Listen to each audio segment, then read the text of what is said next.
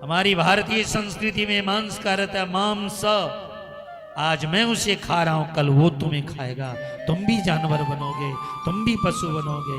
मांस, अंडा, मछली बहुत खाने की इच्छा हो, भगवान से प्रार्थना करो अगले जन्म में सियार बनाए, कुत्ता बनाए, बिल्ली बनाए, खूब खाना, कोई पाप नहीं लगेगा। मनुष्य का शरीर लेकर के क्या क्या खा पी रहे हो। 200-300 तरह के चावल हैं दुनिया में, सैकड़ों तरह की दाल है, भगवान ने इतने तरह के फल बनाए, फिर भी इस जीव के स्वाद के अंदर आदमी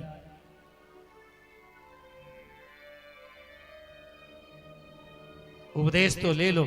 हम स्वामी रामसुखदास जी के पास बैठे थे, एक आदमी ने प्रश्न किया, महाराज जी अंडा तो फल होता है, अंडा तो, उन्होंने कहा गाछ के लगता है, खा, फल तो हमारे ठाकुर जी देंगे तेरे को, खा। आज के आदमी के साथ में बड़ी दिक्कत है महाराज। आज का आदमी कहता है महाराज जी पान नहीं छूटता है मेरे से, ये पान भर नहीं छूटता है मेरे से, पान नहीं छूटता है। और हम समझाते हैं प्राण भी छूट जाएगा, चिंता मत कर। 20-20, 30-30 साल के बच्चे मर रहे हैं कैंसर के कारण, हमारे हॉस्पिटल भरे पड़े। हनुमान प्रसाद जी कैंसर हॉस्पिटल से 25 साल से मैं, ये शरीर भी जुड़ा है गीता वाटिका से। कितने कितने छोटे छोटे बच्चे, गाल कट गए हैं, मुंह कट गया है, फिर भी नहीं छोड़ रहे। एक आदमी के तो पान मार इतना खाया कि तालू गल गया और बाल सिर के मुंह में आने लगा।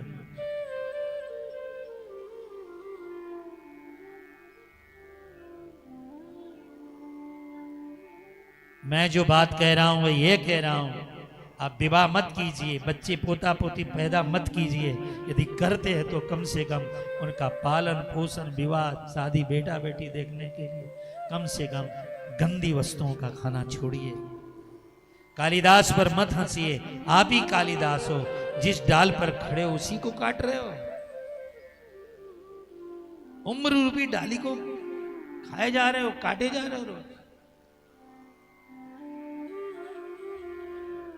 दीति कहती है मुझे इसी समय पुत्र चाहिए। कश्यप जी मना कर रहे हैं, सायंकाल का समय, पूजा पाठ का समय, पर दीति नहीं मानी। अंत में कश्यप जी ने प्रभु की इच्छा मान करके दीति के साथ में वो रहे, लेकिन रहने के बाद उन्होंने कहा अच्छा तेरे इंद्रियों में संयम नहीं है तो जा राक्षस पैदा होंगे, हिरण्याक्ष हिरण्यकश्यप का जन्म होगा। जहां संयम नहीं है वहीं दीति बहुत रोई, काम का भूत उतर गया, चरण पकड़ लिए कश्यप। तब कश्यप भगवान ने 4 श्लोकों में कहा दीति तू क्षमा मांग रही है तो जा, तेरे बेटे तो महान राक्षस होंगे पर तेरा पौत्र ब्रह्मण्य धर्मशीलश्च, ब्राह्मणों का सेवक होगा, सत्यशील होगा, कण कण में प्रभु को देखने वाला होगा, तेरा पौत्र प्रहलाद महान भक्त होगा। जा वरदान दिया। तीसरे स्कंद की ये कथा लोग सुनना नहीं चाहते हैं। हिरण्याक्ष तो ऐसा महाबली था, शरीर बढ़ता गया, इतना बढ़ता गया कि ये जो धरती है ना विशाल 9 करोड़ योजन वाली, इस धरती को पकड़ करके वो पाताल में ले गया। 9 करोड़ योजन विस्तार है धरती का, हमारे ऋषियों ने नाप के रख दिया। जब धरती का बीच कहां पर है? अरे भारत में जन्मे हो, धरती का बीच कानपुर के पास में बिठूर है, वहां ब्रह्मा जी ने कील गाड़ दी है, धरती का बीच वही है, जिसको नापना नाप लो।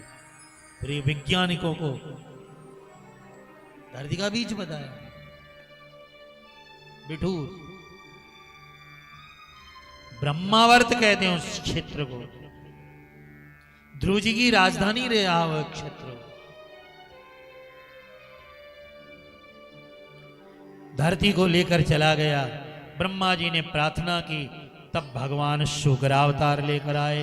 बोले शुकर भगवान की जय हो। हिरण्याक्ष नारद जी से कह रहा था मेरे से युद्ध करो। नारद जी कहते हम तो युद्ध नहीं करते हैं, लड़ते नहीं हैं, पर लड़ा सकते हैं। देखो वो शुकर तुम्हारी धरती को ले जा रहा है। हिरण्याक्ष ने गदा मारी, 100 मन की गदा थी, पर भगवान बिल्कुल विचलित नहीं हुए। धरती को यथास्थान स्थापित किया। लेकिन भगवान ने शुकर अवतार लिया। शुकर की जो सूंड होती है ना, भगवान यज्ञ नारायण को क्या कहते हैं पता है? बोलिए यज्ञ नारायण भगवान की जय। बोलिए बोलिए यज्ञ नारायण भगवान। आपके घर में हवन हो, उद्यापन हो, विवाह हो तो क्या होता है? हवन। ये जो श्रुवा है ये भगवान वराह का मुख बताया गया। बिना कुशा के यज्ञ नहीं होता है। कुशा क्या है? श्राद्ध भी बिना विप्रेण कर्तव्यम न कर्तव्यम कुशे बिना। श्राद्ध करते हो घर में, कुशा के बिना नहीं करना चाहिए। कुशा होनी चाहिए हाथ में जब पितरों को जलते। बिना ब्राह्मण के हो सकता है श्राद्ध, और कुशा के बिना नहीं। ये कुशा क्या है? भगवान वराह के शरीर के बाल बताए गए। इतनी शुद्ध चीज है। ग्रहण में डाल दो ना पानी में तो ग्रहण नहीं लगता है। बताना अपने बच्चों को। भगवान वराह के पसीने आए धरती को उठाने, तो पसीनों से क्या पैदा हुआ? तिला श्वेता तिला कृष्णा। 3 तरह के तिल पैदा हुए। ये तिल सबसे पवित्र हवन के अंदर काले तिल और सफेद तिल और मिले हुए और लाल तिल, तीनों तरह के तिल पैदा हुए। ये भगवान वराह के पसीने से पैदा हुए। वराह का एक एक अंग, उनके कान हवन कुंड बताए गए। पूरी कथा को बहुत समय लग जाएगा, पर यज्ञ हवन हो तो बोलिए वराह भगवान जय हो।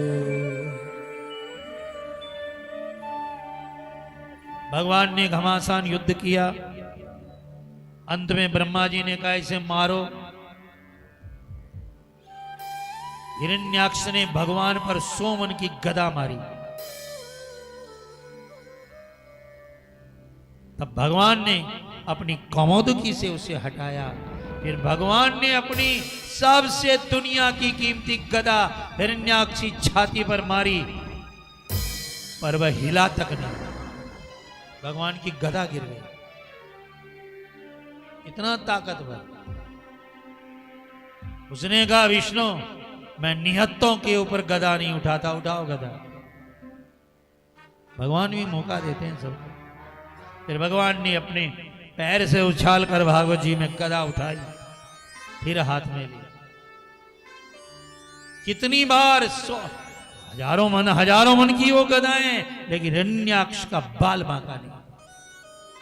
वह कह रहा मेरे बराबर कौन है?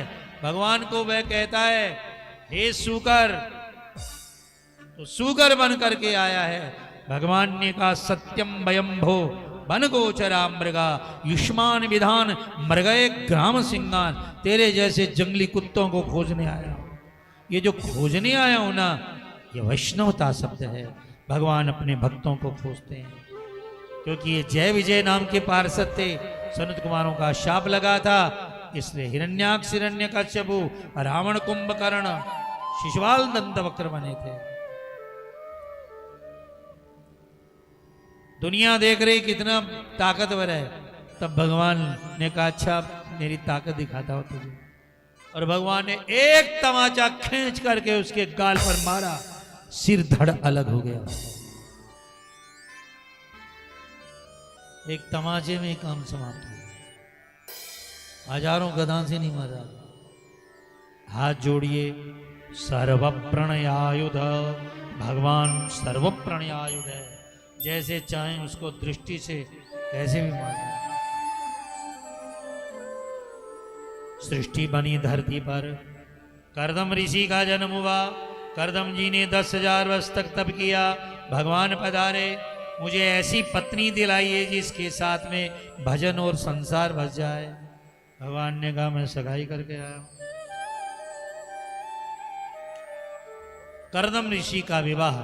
आइए ब्रह्मा जी की सृष्टि बना रहे थे तो वामांग से एक स्त्री जन्मी जिसका नाम था सतरूपा।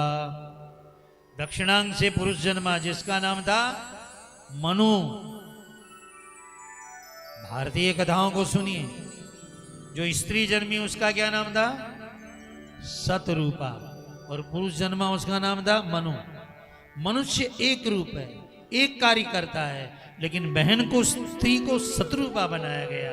ये माँ भी है, ये बेटी भी है, ये मंत्री भी है, ये दुख के समय के अंदर मित्र भी है। ये स्वरूप होने के कारण हम